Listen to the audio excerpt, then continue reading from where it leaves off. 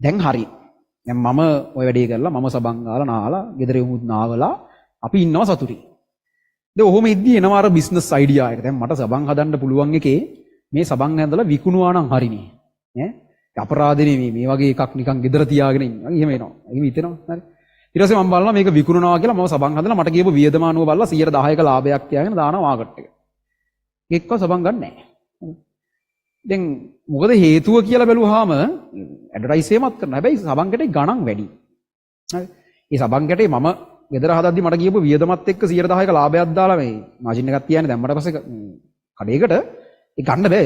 සබන් කැටේ ගණන් වැඩි කියන්නේ දැන් නෙමෙයි මං කියන්නේ. ඒ කාලේ කියලා හිතන්නකෝ. දැන් කොහොමත් සබන් කැටේ ගණන්. දැන් කොහොමත් සබන් ගන්න බෑ. සබන් ගන්න පුළුවන් කාලේ වුණත් ඒත් මගේ සබන් කැටේ ඊට වඩා සෑහෙන වියදම මට දාන්න. මොකද මට වියදම ගිහලා තියෙනවා සෑහෙන. කඩේ තියෙන සබන් කැටයක් රුපියල් මේ ඉස්සර ගණන් කියන්නේ. දැන් ගණන් එක මේවා පටලවා ගන්න බෑ. රුපියල් 50යි කියමුකෝ සබන් කැටයක්. දැන් කොහෙද 50ට සබන් ඔය කාලක් තමයි අරන් ඉන්නේ සබන් කැටේ. මේ මගේ සබන් කැටේ හදන්න මට ගිහින් දින රුපියල් 80ක් 85ක් විතර.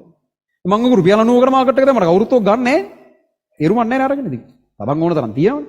මහදේ උන්නේ නාලා ආය ඇඟ හොද ගන්නනේ සබන් දිගටම ගාගෙන ඉන්නෙත් නැහැ. ඒ හින්දා මේ රුපියල් 90ක් දීලා ඔක ගන්න එක පාඩුයි. මිසු ගන්න නැහැ. මටත් ඔක තේරෙනවා.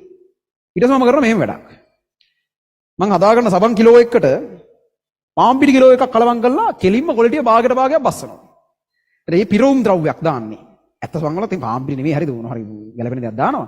අපි පාන් පිටි කිලෝ එකයි සබන් කිලෝ එකයි දැම්ම කලවම් කරලා කිලෝ දෙකක් දැම්ම කැට හැදුවා දැම්ම.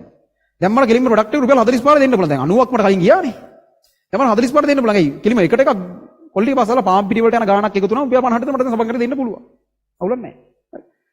ඒත් වැඩි යන්නේ නැහැ. ඊට පස්සේ ඕකට කැටයන් ටිකක් කපලා මොකක් හරි ගහලා අපි නෙවෙයි ඊකෙම් මේක පැත්තෙන් ගහලා අනිත් පැත්තේ මොකක් හරි එකක් ගහලා මේ සබන් කැටේ මාකට් එකට දාලා ලස්සන පිට කවරකුත් දාලා පිට කවරේ මොනවා හරි ලස්සන ගෑල්ලම එක් වගේ දැම්ම විකිනනවනේ ඔය ටික. හරි. ඒ මොනවා හරි කරලා මේ සබන් කැටේ මාකට් එක දානවා. එදා සබන් ටික විකුණ ගන්න පුළුවන්.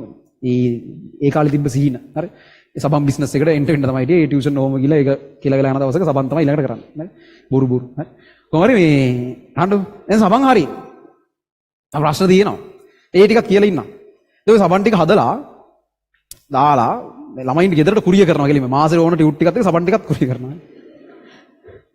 හොට්ලයින් එනවා මෙසේජ් එකක් කරනවා ටික දවසකින් ටියුට් ආවේ නැහැ කියලා නෙවෙයි. වැඩිපුර වෙන්නේ ඒකනේ දැන් මේ මාසවල නම් ටියුට් ආවේ නැහැ කියලා නෙවෙයි ටියුට් ආවා. සබනුත් ආවා. සබන් දින සබන් නැහැ. ටියුට්ුත් ආවා සබනුත් ආවා. ඒ වුණාට මේ සබන් එක දිය වෙන්නේ නැහැ නේ. නැත්තම් මේකේ පෙනෙන්නේ නැහැ නේ. ඒතකොට දැන් හොට්ලයින් එකේ දාලා හොට්ලයින් එකේ කියනවා එහෙමනම් වෙන්න බෑ මේ පෙන එනවනේ කියලා. කවුරු හරි අපේ කවුරු හරි ඉන්නේ ඉතින් හරි. ඌ කියනවා නෑ හොට් පෙන එනවනේ කියලා. ඌත් බලනවා එන්නේ නැද්ද කියලා. දැන් වෙබ්සයිට් එක වැඩ නැහැ කිව්වම දැන් අමාරු ළමයින්ගේ පෞද්ගලික ප්‍රශ්න නිසා වැඩ කරන්නේ නැහැ. මට ඇත්තටම වැඩ කරන්න නැති වෙනවනේ මේ ටිකේ ගොඩාක් ඒවා වුණානේ. ඒත් අපිත් ටක් ගාලා ගිහිල්ලා වැඩද කියලා බලලා නෑ වැඩනේ කියලා කියන. ඒ වගේ අරුත් ටක් ගාලා ගිහලා සබන් කැටේ බලලා පෙන එනවනේ. ඊට පස්සේ ඌ ගෲප් එකෙත් දානවා මේ මට පෙරෙන්නේ නැහැ ඕගොල්ලන්ගේ සබන් කැටේ පෙන එනවා. අනිත් උන් කියනවා එනවනේ ඉතින් පෙන අවුලක් නැහැ නේ කියලා. කීප දෙනෙක් ඉන්නව වෙන්නේ නැහැ කියනවා. මොකක් හරි අර්බුදයක් මෙතන තියෙනවානේ. හරි. හොයලා බැලුවහම ඔක අපි වෙනම දාන ඊට පස්සේ කමිටුවක් පත් කරනවා සවන් වල වෙන්නේ නැත්නම් මොකද සමහර උන්ගේ ඇයි ඉන්නේ කියලා බලන්න. හරි.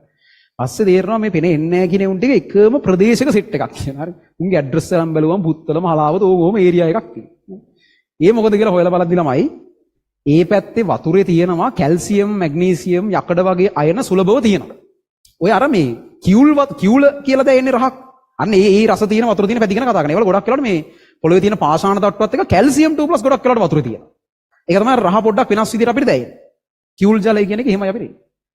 ඔය කැල්සියම් තියෙන වතුරට අපේ සබන් කැටේ දැම්මම මේක මගේ නෙමෙයි මොකාගේ සබන් කැටේ දැම්මද ඉතින් තමයි අනිත් සබන් කැට දී වෙන්න විදිහකුත් නෑ මේ පැතිවල. අර ජීවිත කාලෙට මුලින්ම සබන් ගන්න අපෙන් වෙන්නද. එහෙම වුණාම තමයි ඔයගේ ප්‍රශ්නයක් එන්නේ. කොහොම හරි මේ අර ඒකට කියන කටිනත්වය කියලා සිංහලෙන් කියන්නේ. hardness of water කියලා කියනවා නැත්නම් කටිනත්වය. කටිනත්වය කියවම අර කටින පිංකම් ඉවත් එක වටලා ගන්න එපා. ඒවල කිසි සම්බන්ධයක් නැහැ. හරිද? කටින ජලය කියලා කියනවා. කටින ජලය කියලා කියන ඔය කැල්සියම් නැත්නම් සමහරට මැග්නීසියම් උනත් වෙන්න පුළුවන්. ඔය වැඩිපුර තියෙන ජලයට.